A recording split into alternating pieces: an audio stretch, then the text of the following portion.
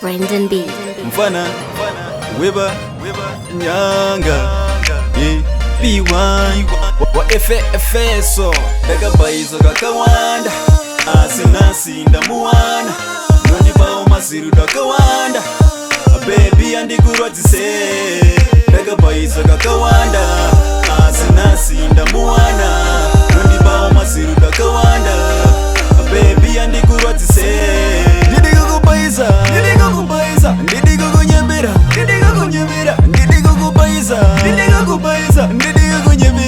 ndidikukunyemera runana ndiba baby runondikwanira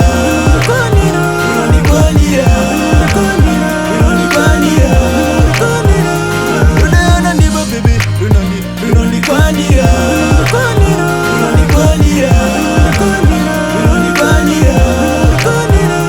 judgment yako baby ya unotambidza dosiwa kuna mumwe futi vaunotilifa hausi basi tobe kuti ada anomira dosiwa vakuspaka pade kure vakuchira vakamboona kupi runako runochisa vaona gumbo rako ropa raobva rapisa vachinji vacho havazozvibilifa vaona ndiine vebva varohwa nebuka ndatsiya muraini ndakutopigwa sakomanda wemasoja ndakusaluto pandiri kufamba zita rangu ndiri kubvunzwa ndeacelebrity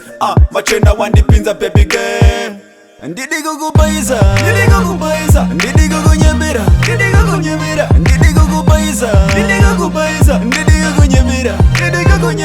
runana ndiba baby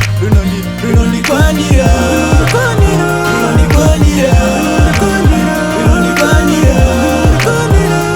runana ndiba baby runondikwanira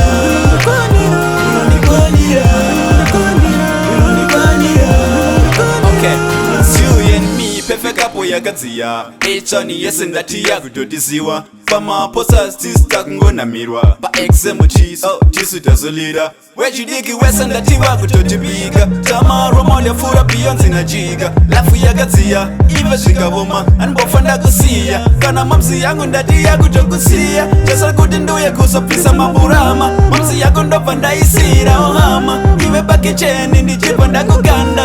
hey ndati tewakakukama kakawanda tasinasidamuwana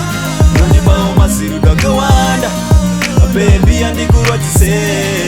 ndakabaiza kakawanda asinasindamuwana nonibao masiru kakawanda baby andikurwadzise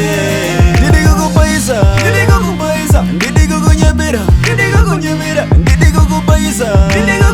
ndidikukunyemera ndidikukunyemera runana ndiba baby runondikwanira